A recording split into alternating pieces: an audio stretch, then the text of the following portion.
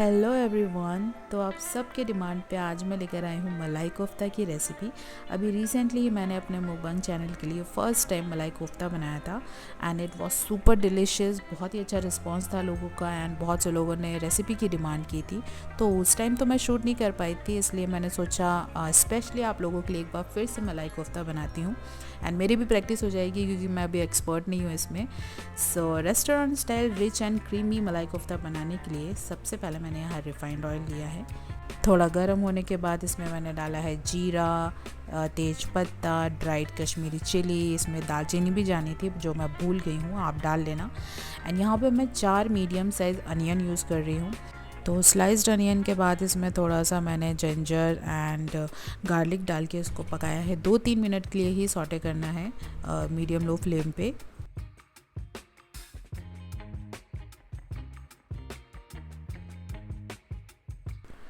तो 2-3 मिनट के बाद प्याज जो है वो थोड़े से गल जाते हैं एंड फिर इसमें मैं ऐड कर रही हूँ काजू। जितना ज़्यादा काजू आप डालोगे उतना अच्छा क्रीमी टेक्सचर आएगा उसका एंड टेस्ट भी। सो यहाँ फिर मैंने डाला है टमाटर मैं यहाँ पे 3 मीडियम साइज़ टमाटर मैंने यूज़ किए हैं। इसको अच्छे से मिक्स कर लेना है। तो अब मसाले ऐड करेंगे। यहाँ पे मैं ले रही हूँ हल्दी एंड कोरिएंडर पाउडर, धनिया पाउडर डालेंगे इसमें, कश्मीरी लाल मिर्च, नमक डाल के इसको अच्छे से मिक्स कर लेना है। सब कुछ अपने टेस्ट के अकॉर्डिंगली आप ऐड कर सकते हो। इसके बाद मैं यहाँ पे थोड़ा पानी ऐड करूँगी क्योंकि मसाले डालने की वजह से मिक्सचर जो है वो थोड़ा ड्राई हो गया है और वो जले ना, इसलिए इसमें मैं पानी थोड़ा सा ऐड कर रही हूँ। बस इसको टमाटर के गलने तक ही पकाना है।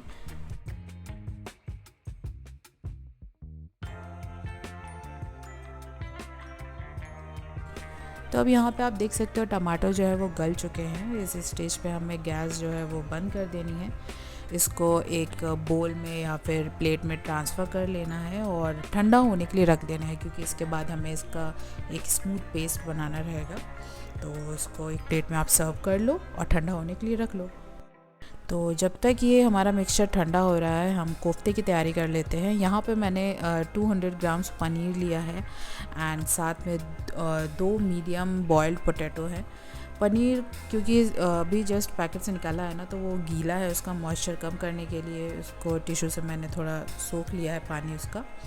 एंड इसके बाद पनीर को ग्रेट कर लेना है। आप चाहे तो उसको ग्राइंड भी कर सकते हो। मैं यहाँ पे इसको ग्रेट कर रही हूँ। इसके बाद मैं यहाँ पे उबले हुए आलू को भी ग्रेट कर रही हूँ। आलू जो है यहाँ पे बाइंडिंग का काम करता है, तो जितना आप पनीर यूज़ कर रहे हो उसी के अकॉर्डिंग आलू भी यूज़ कर सकते हो, सेम क्वांटिटी रखनी है।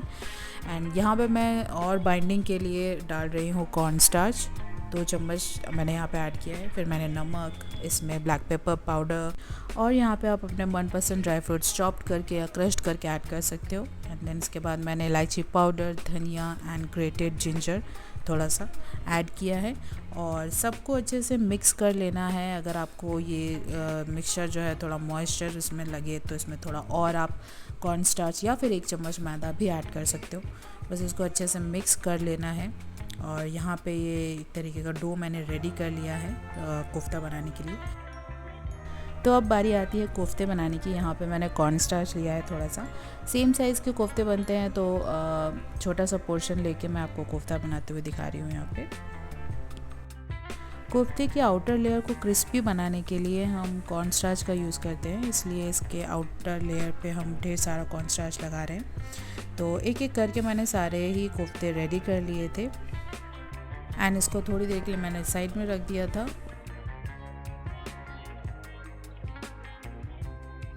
तो अब मिक्सचर ठंडा हो गया है, इसको ग्राइंड कर लेते हैं और एकदम स्मूथ पेस्ट इसका रेडी करना है बिल्कुल इस तरीके से। तो अब हम बनाएंगे मलाई कोफ्ते की ग्रेवी। इसके लिए यहाँ पे मैंने बटर लिया है, उसको मेल्ट होने के बाद इसमें कश्मीरी लाल मिर्च डाली है।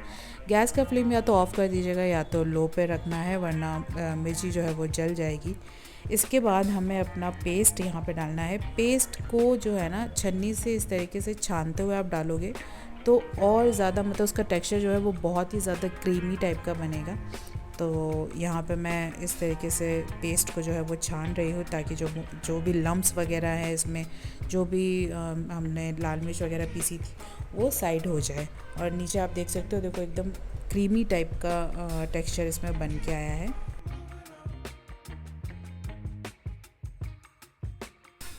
इसके बाद मैं यहाँ पे पानी ऐड कर रही हूँ। ये मसाले वाला पानी था, थोड़ा और पानी ऐड करूँगी। जैसी आपको कंसिस्टेंसी चाहिए ग्रेवी की उसके अकॉर्डिंगली आपको पानी इसमें ऐड करना है। इसके बाद मैं यहाँ पे ऐड कर रही हूँ शुगर, ऑफ कोर्स टेस्ट को बैलेंस करने के लिए। And then roasted kasuri methi and cream add करेंगे और सबको अच्छे से मिक्स कर लेना है। 5 से 6 मिनट तक ही बस पकाना है, लो मीडियम फ्लेम पे, ज़्यादा देर नहीं पकाना है क्योंकि ऑलरेडी वो मिक्सचर पका हुआ है। तो इसको 5 मिनट तक मैंने पकाने के लिए रख दिया है।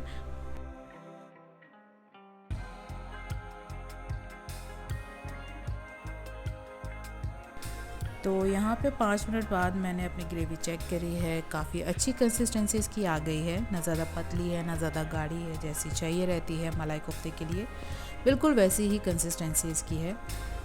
तो यहाँ पे हमारी ग्रेवी एकदम रेडी हो चुकी है एंड बस अब हम बनाते हैं कोफ्ते। इसको हम साइड रख देंगे।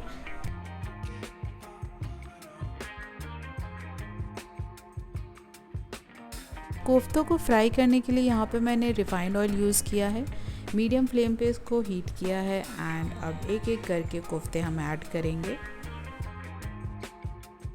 कोफ्ते ऐड करने के बाद चम्मच से ना इसको ऐसे आप चलाते रहो साइड साइड में, ताकि कोफ्ते जले नहीं, नीचे लगे नहीं, और गोल्डन ब्राउन होने तक इसको पकाना है। जब ये पक जाएंगे तो ये खुद ही सरफेस पे आ जाएंगे, जैसे अभी आपको दिख रहे हैं। तो यहाँ पे कोफ्ते परफेक्टली फ्राई हो चुके हैं। अब इस स्टेज पे कोफ्तों को निकाल लेना है। एक आध कोफ्ते आपको फटते हुए दिख रहे होंगे, बट ये वैसे नहीं फटे, बर्बाद नहीं हुए जैसे हो जाते हैं। ओके, सो अब हम इन्हें करेंगे सर्व। अच्छा, एक इम्पॉर्टेंट बात, कोफ्तों को ना ग्रेवी में पहले से आप मत डाल के रखिएगा। जब आपको सर्व करना हो ग्रेवी आप गरम कर लो एंड देन उसके बाद ऊपर से कोफ्ते डालिए, जैसे यहाँ पे मैं सर्व करते हुए आपको दिखा रही हूँ। कोफ्ते डालने के बाद उसके ऊपर थोड़ी सी और ग्रेवी डाल के आप उसको अच्छे से सर्व कर सकते हो। अगर कोफ्तों को आप पहले से ही ग्रेवी में ऐड करके रखते हो ना, तो वो ग्रेवी में ही मेल्ट हो जाएंगे एंड उसकी जो क्रिस्पीनेस होती है वो चली जाएगी।